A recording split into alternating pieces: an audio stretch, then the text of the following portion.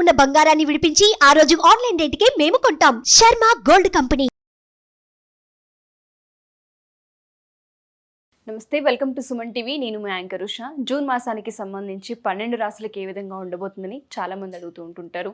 ప్రతి మాసానికి సంబంధించి మా రాశి వారికి ఏ విధంగా ఉండబోతుంది, ప్రత్యేకించి ఏ విషయాల్లో జాగ్రత్తలు తీసుకోవాలని అడిగే వాళ్ళందరికీ కూడా ఈ 12 రాశుల గురించి చెప్పడానికి సురేష్ గారు మనతో పాటు ఉన్నారు. నమస్తే సురేష్ గారు. నమస్కారం అండి. జూన్ మాసాంతం మనం చూసుకుంటే మీన రాశి వారికి అసలు ఏ విధంగా ఉండబోతుంది అంటారు? ఉషా గారు, ఫస్ట్ రాశి ఫలాలు తెలుసుకోవడం ప్రతి ఒక్కరు వాళ్ళ ఫండమెంటల్ రైట్ అని నేను చెప్తానండి. So awareness is a key to success అని చెప్తారు. ఏం తెలుసుకోవాలి? మీ జాతకం మీరే తెలుసుకోవాలి.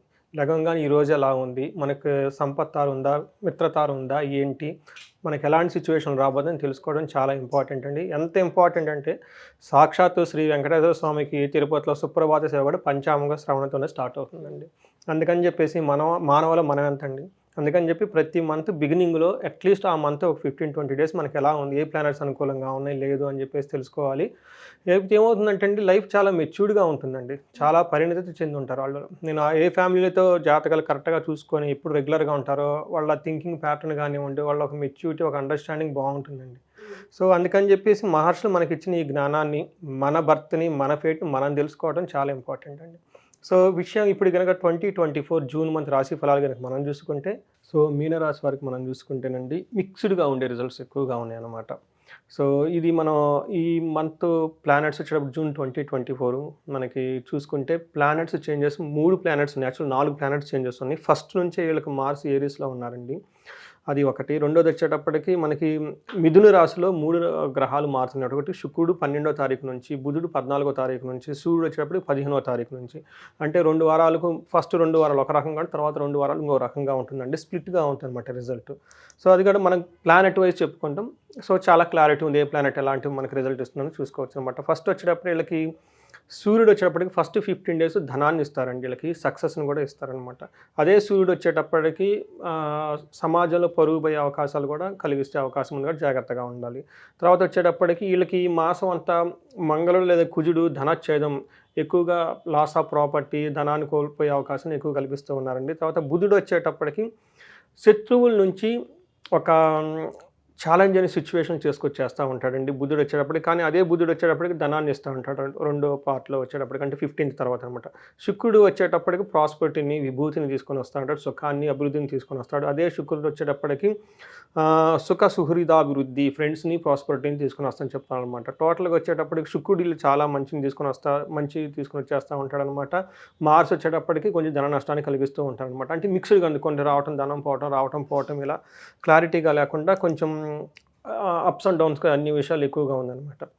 డీటెయిల్ కనుక చూసుకుంటే ఫస్ట్ 15 డేస్ సన్యాలకు వచ్చేటప్పుడు మంచి ఆరోగ్యాన్ని ఇస్తుంటాడు, సంతోషాన్ని ఇస్తారు, బంధుమిత్రుల కలయికత, ధనలాభాన్ని ఇస్తాడు, సంతానం వల్ల సౌఖ్యము, ఇష్టమైన కోరికలన్నీ తీరటము, స్థానం యొక్క లాభం. ఇల్లు కనుక అక్కడ ప్లేస్కి వెళ్తే అక్కడ నుంచి వాళ్ళకి వృద్ధి రావటము, తర్వాత శత్రువులపై జయము, సంసారానికి సంబంధించిన విషయాల్లో చాలా హార్మోనీ, ధైర్యంగా ఉండటం, ఉద్యోగంలో అభివృద్ధి చెందుతూ ఉంటుంది ఫస్ట్ 15 డేస్. నెక్స్ట్ 15 డేస్ ఉండటం వల్ల ఇంట్లో భయం, తర్వాత సఖ్యత లేకపోవటం, భోజనానికి సరిగ్గా చేయకపోవటం, ప్రయాణాలు వృధాగా అటు ఇటు తిరగటం, ప్రయాణాలకు వెళ్ళినా కానీ దానిలో లాభం రాకపోవటం, అనవసరమైన ఒత్తిళ్ళు, అనారోగ్యం, అప్పుల బాధ ఎక్కువగా ఉండే అవకాశం ఉందండి.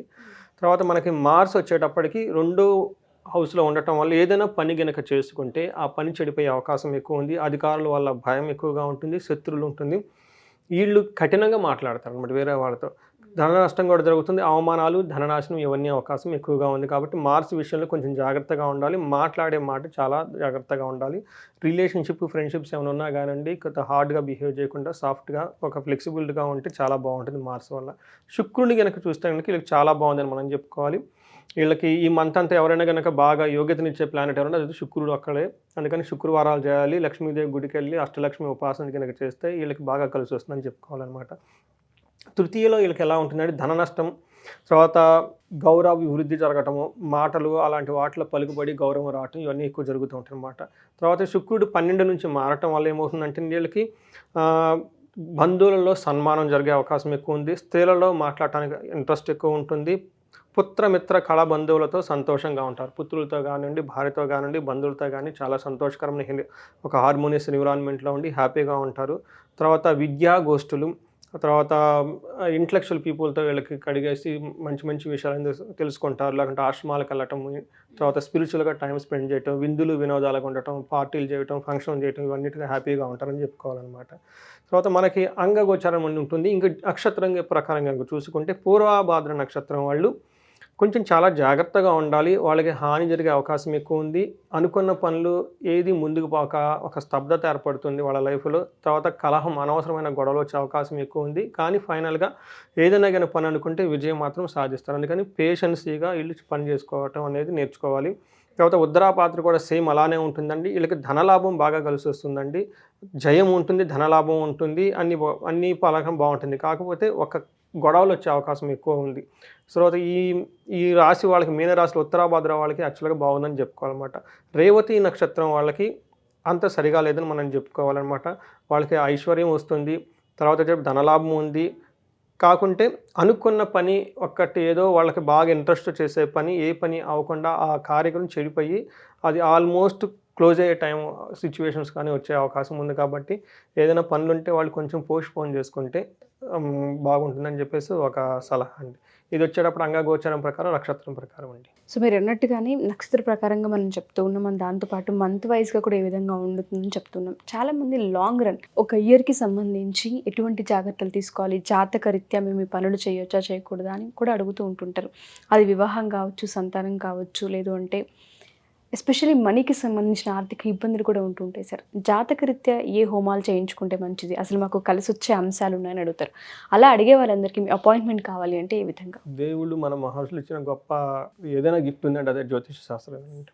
ఎందుకంటే వేదాంగాలు అంటారు, వేదాలలో ఒక అంగం జ్యోతిష శాస్త్రం అండి. ఈ జ్యోతిష శాస్త్రం లేకపోతే హోమాలు ఎప్పుడు చేసుకోవాలి తర్వాత, యజ్ఞాలు ఎప్పుడు చేసుకోవాలి, ఏ పని ఎప్పుడు చేయాలో తెలియదు. ఇదంతా మనకి డైరెక్షన్ ఇచ్చేది అనమాట. అందుకని నేను ఇచ్చేది ఏంటంటే ఫండమెంటల్ రైట్ అంటాను మీ జాతకం మీరు తెలుసుకోవటానికి. వీక్లీ ఫలాలు, వార ఫలాలు అన్నీ తెలుసుకోవాలి. అయితే అందరికీ ఆ జ్ఞానం ఉండదు కాబట్టి మనకి ఆథెంటిక్గా చక్కగా చెప్పేవాళ్ళని అప్రోచ్ అవ్వడం చాలా ఇంపార్టెంట్ అనమాట. అయితే అది ఎవరు మంచి దోషులని మనం తెలుసుకోవాలి కాబట్టి మనకు అసలు ముందు బేసిక్ ఐడియా ఉండాలి. అందుకని ఒక కోర్సు డిజైన్ చేస్తాం, 15 రోజుల కోర్సు, 21 days కోర్సు ఉంటుంది. ఈ కోర్సులో ఎన్రోల్ అయితే అసలు ముందు వాళ్ళు తెలిసిపోతుంది అసలు వేదిక్ ఆస్ట్రాలజీ ఏంటి, దాంట్లో ఎలా చూస్తారు, ఎలా అప్రోచ్ ఉంటుంది, అసలు పరిహారాలు ఎలా వాళ్ళు ఎలా ఇంటర్ప్రిటేట్ చేస్తున్నారో తెలుసుకుంటుంది. దాన్ని బట్టి వాళ్ళు వెంటనే అసలు మంచి దోషులు జ్యోతిష్కులు అని మనకు తెలిసిపోతుందండి. నెక్స్ట్ వచ్చేటప్పటికి ఈ జాతకం మనం ఇప్పుడు చెప్పుకునేవి హయ్యర్ లెవెల్లో ఉంటాయండి.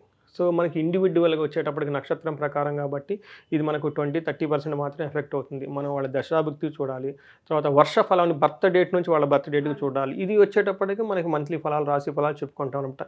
ఈ విషయాలన్నిటి కూడా చూడటానికి ఎవరికైనా కనుక ఆస్ట్రాలజికల్ పాయింట్ ఆఫ్ ఎక్కడైనా వాళ్ళ లైఫ్లో కనుక ధర్మార్థ కామ మోక్షాలు కనుక సంపాదించేటప్పుడు ప్రతికూల పరిస్థితులు ఎదురయ్యి ఎక్కడైనా స్ట్రక్ అయ్యి ఉంటే కనుక అప్రోచ్ అయితే వాళ్ళకి మనకి గైడెన్స్ ఇవ్వచ్చు, ఎలా ఆ పనులు వాళ్ళకి స్మూత్గా చేసుకోవాలి, సుఖంగా చేసుకోవాలి, హ్యాపీగా ఉండాలని. ఇంకొకటి మోస్ట్ ఇంపార్టెంట్ అంటే జాతకం బాగున్నా కొన్ని యోగాలు వాళ్ళకి యాక్టివేట్ కావు. ఎందుకంటే వాళ్ళ లైఫ్ స్టైల్ సరిగా ఉండదు, వాళ్ళ గైడెన్స్ సరిగా ఉండదు అనమాట. సో మన జాతకం అద్భుతంగా ఉన్నా కానీ, రోడ్డు బాగున్నా కానీ మనం నడపడం చేతకపోతే ఏం చేస్తామండి, మనం వీ హ్యావ్ టు ఇంప్రూవ్ కదండి. ఇలాంటి వాళ్ళకి ఎక్కడైనా స్ట్రక్ అయ్యకుండా కనుకుంటే మనకు అప్రోచ్ అయితే చాలా క్రిటికల్ కాంప్లికేటెడ్ ప్రాబ్లమ్స్ ఏమైనా ఫేస్ చేస్తున్నా కానీ మనకి కనుక కనెక్ట్ అయితే మనం వాళ్ళకి హెల్ప్ చేయొచ్చండి astrology point of view. Thank you sir, thank you so much. So ఎవరైనా సరే మా ఈ ఎపిసోడ్ చూసిన తర్వాత జాతకరీత్యా కనుక ఒకసారి జాతకం చూపించుకోవాలి అనుకున్నా, దాంతోపాటు ఆర్థిక ఇబ్బందులతో ఎవరైతే ఇబ్బంది పడుతూ ఉంటారో అందరికీ కనకదార హోమం ఎవ్రీ మంత్ జరుగుతూనే ఉంటుంది. డీటెయిల్స్ తెలుసుకోవాలి అనుకున్నా, ఆస్ట్రాలజీ ఎవరైనా కోర్స్ కనుక తీసుకోవాలి అనుకున్నా, కింద స్క్రోల్ అవుతున్న కాంటాక్ట్ నెంబర్ని కాంటాక్ట్ చేస్తే సురేష్ గారితో మీకు పూర్తి వివరాలు అందిస్తారు. Thank you. సుమన్ టీవీలో మీ పర్సనల్ అండ్ బిజినెస్ ప్రమోషన్స్ కోసం కింది నెంబర్కి కాంటాక్ట్ చేయండి.